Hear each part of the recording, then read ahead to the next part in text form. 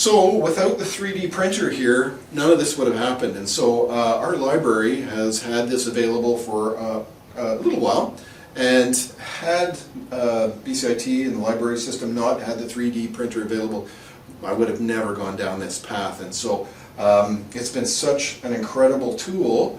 And beyond that, the staff in the library have been so incredible. Great support.